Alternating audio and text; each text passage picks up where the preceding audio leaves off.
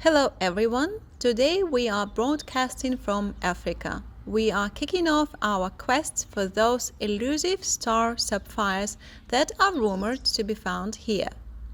We are currently in a little village called Lodwar, right on the border between Kenya and Ethiopia. This place is also just a few hours' drive from the South Sudan border. Check out this cute hotel we were staying last night.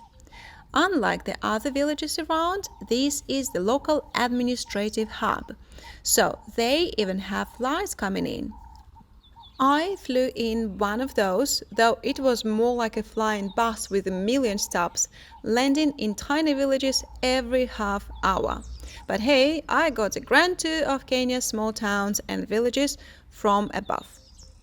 This place became a hub for a reason. It's the only oasis for miles, thanks to its port right by the river. Everything else around is just harsh, barren land. Farming is out of the question, so the locals focus on livestock, raising goats, sheep, and camels that can handle the tough conditions. Cows are a rare sight since it's incredibly hard for them to survive here. This village is also famous for being close to Lake Turkana, where they found the Turkana boy, a remarkably well-preserved skeleton of one of our ancient ancestors. You can Google that if you like the stories like that. Plus, Lake Turkana has an island in the middle made up of three volcanic cones, which gives the surrounding water a variety of colors. It's quite a sight to behold, and I do hope that between our job trips we will be able to visit that as well.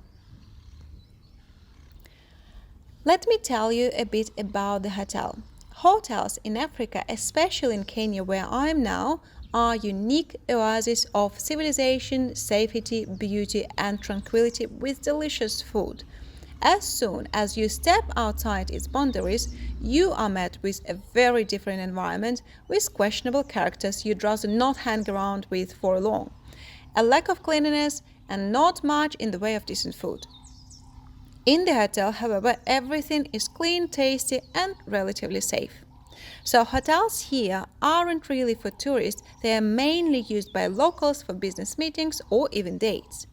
People might not even book a room, but just come for a meal at the restaurant, and hotels are very well guarded, often with high fences and even government security. It's interesting to see that here a hotel functions more as a community center than just a place to stay. For instance, out of all the guests, only the pastor who flew in with me are white. Everyone else is local.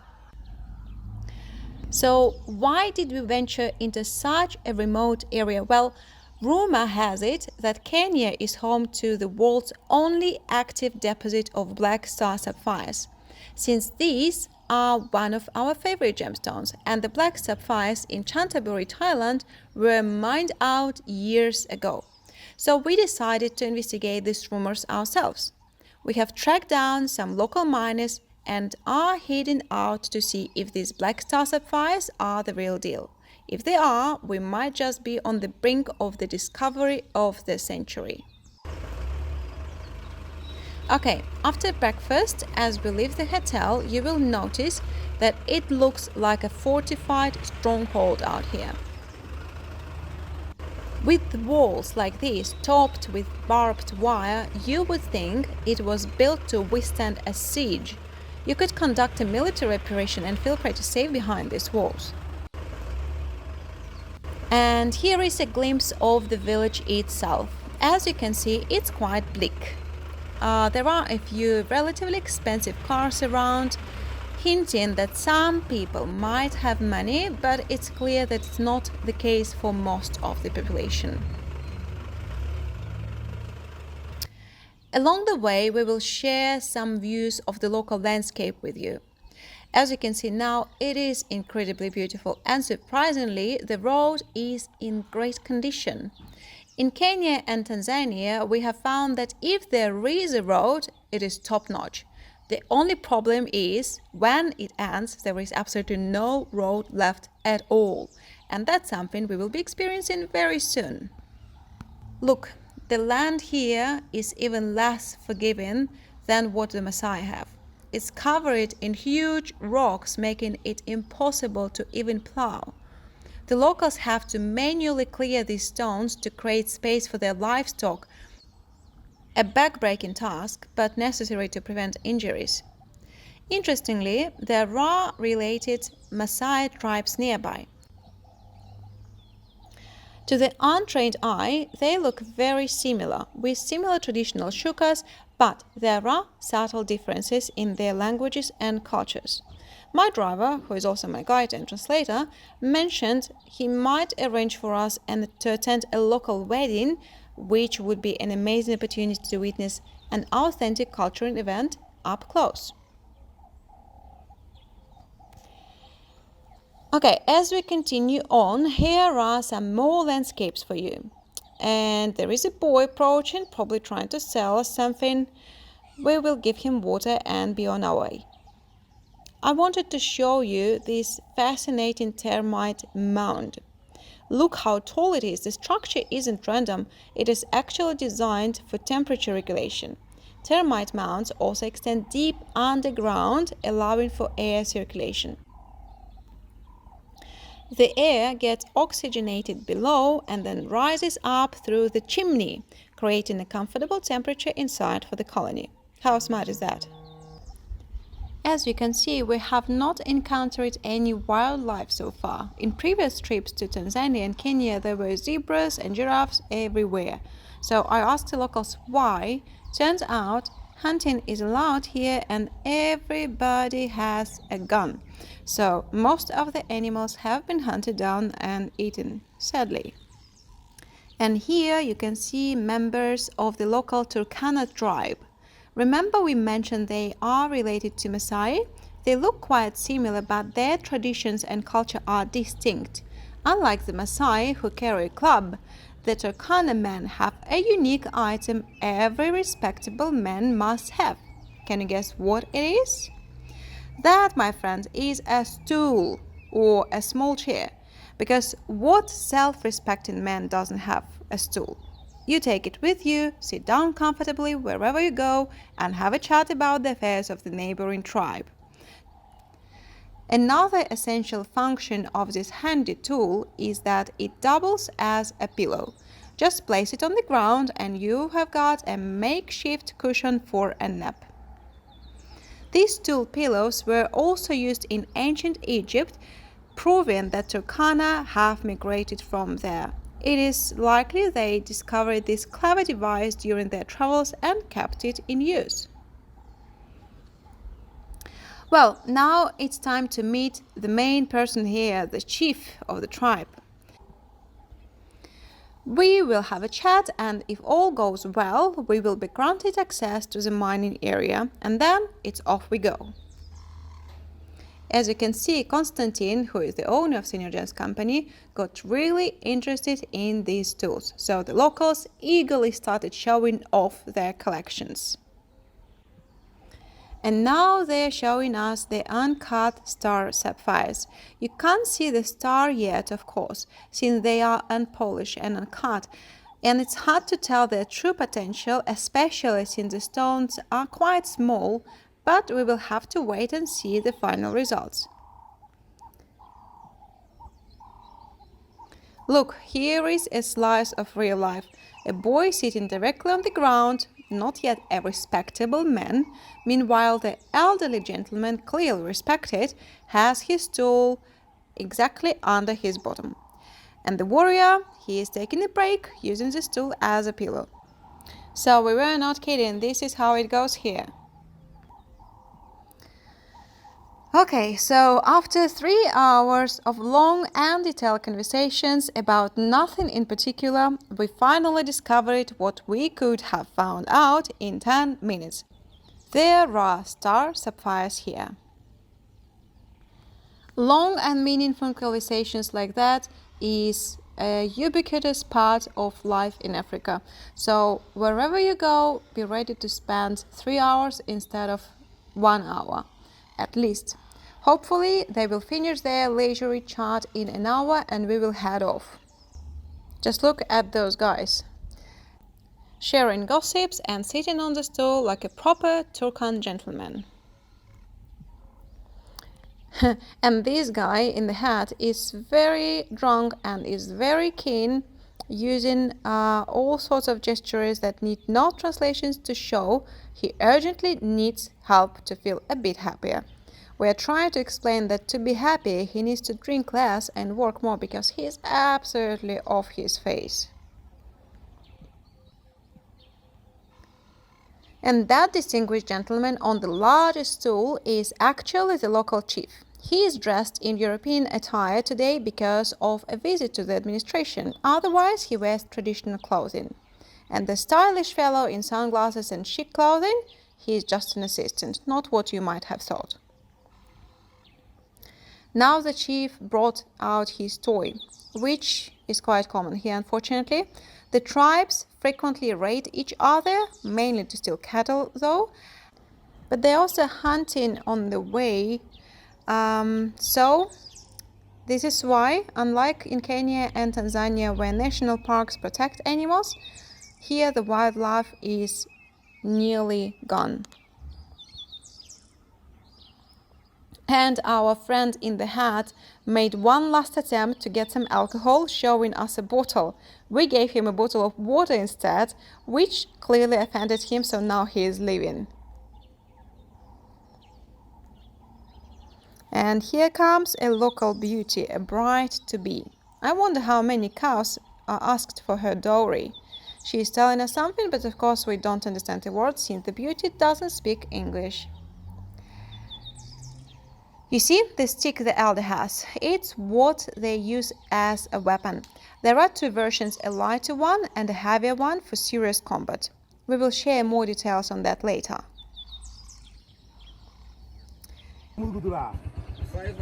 500 gods. This is very high price.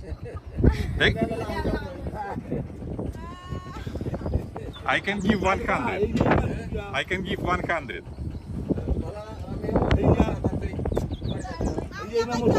Here you see Constantine decided to try his hand at bargaining, and she is asking 500 goats for her hand, not a goat less.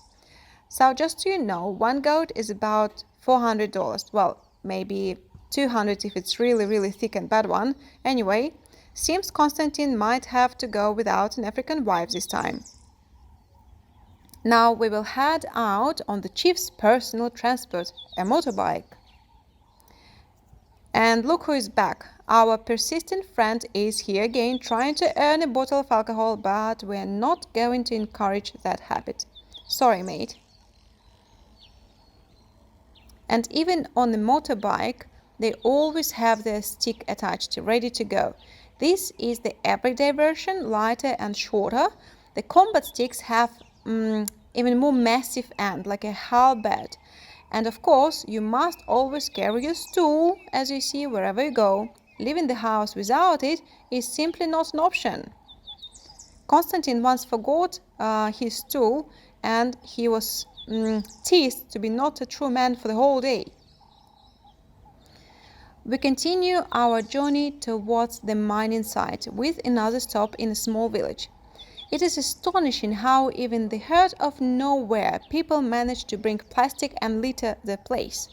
Look, bottles and garbage is everywhere, right in the heart of Africa. And over there, under the trees, the village is having a gathering.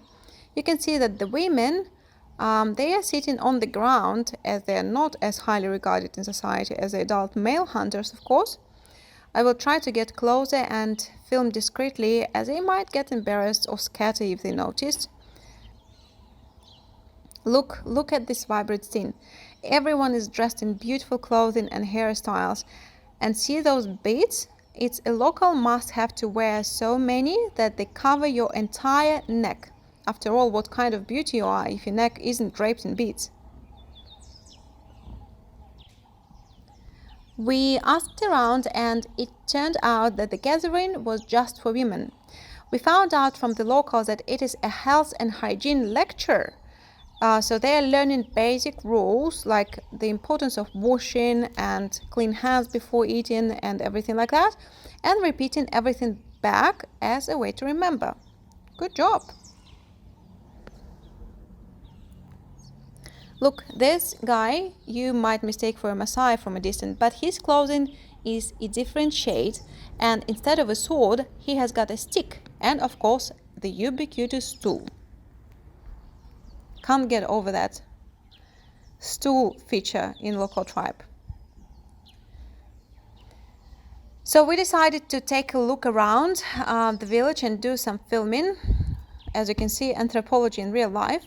And here is the house. And that boy, by the way, the only one left since the adult man went off to a men's meeting, officially gave us permission to film as he speaks English as he goes to school.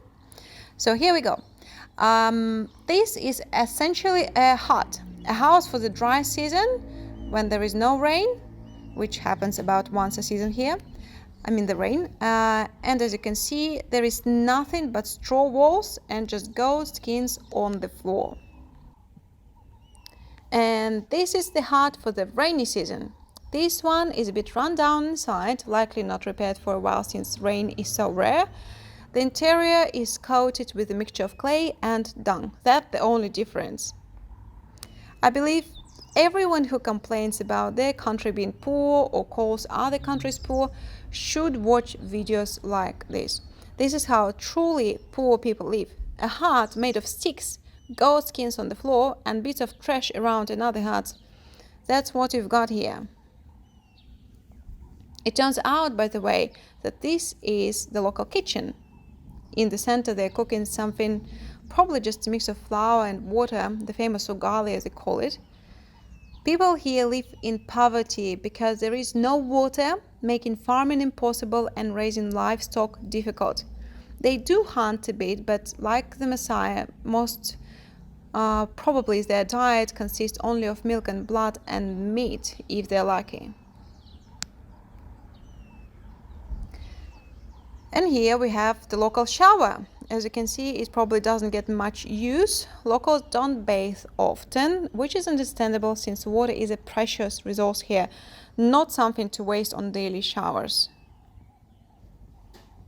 In that pile, you can see they're drying wood for the construction, and you can see they're building a wall to surround the area. Not finished yet, obviously. Over here, we have a pen for the baby goats. Look at them. That's where they stay, behind the fence.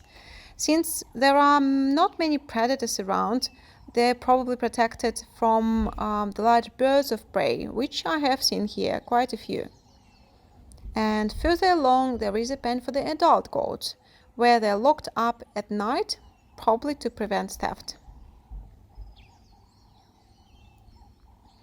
There, in the corner, a group of young people is gathering, curious to see white visitors, but too shy to approach. It looks like we will have to head back soon, since it's already 2 p.m. and the mining site is still a couple of hours away, and they have not finished their discussion yet, which is typical for Africa, as I said. Despite planning months in advance, punctuality remains elusive. But we are used to it by now, so we will try again tomorrow. Now they're showing us some stones, likely star sapphires. You can recognize it by their typical sheen. It's hard to judge their quality at this stage. They need to be cut to see how they will turn out. Interestingly, the local call them diesel sapphires because of their iridescent sheen, which looks like the diesel spilled in a puddle. And let's take a closer look at a couple of more samples. That also has recognizable sheen, which confirms they are star sapphires, no doubt. The question is, what is their quality? Out of curiosity, we will buy a couple and have them cut and see how they turn out. We also found out in the meanwhile what the locals were eating.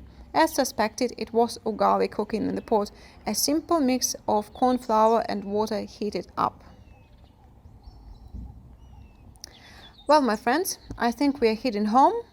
Look, there is a herd of camels also coming back home, herded by a young child, maybe 5 or 6 years old. Could be a girl, who knows. And behind them, more goats being herded home. Interestingly, like the Maasai, the Turkana tribes, they don't encourage sending children to school. They believe that if a child goes to school and gets educated, they won't be useful for herding livestock anymore, which is kind of true, I think. So unfortunately, they actively discourage education for their younger generation. Well, that's how the life goes on here. Okay, off we go. Tomorrow, first thing in the morning, we're going to give it another go, and hopefully this time we will make it to the mining site. So stay tuned to see what we discover.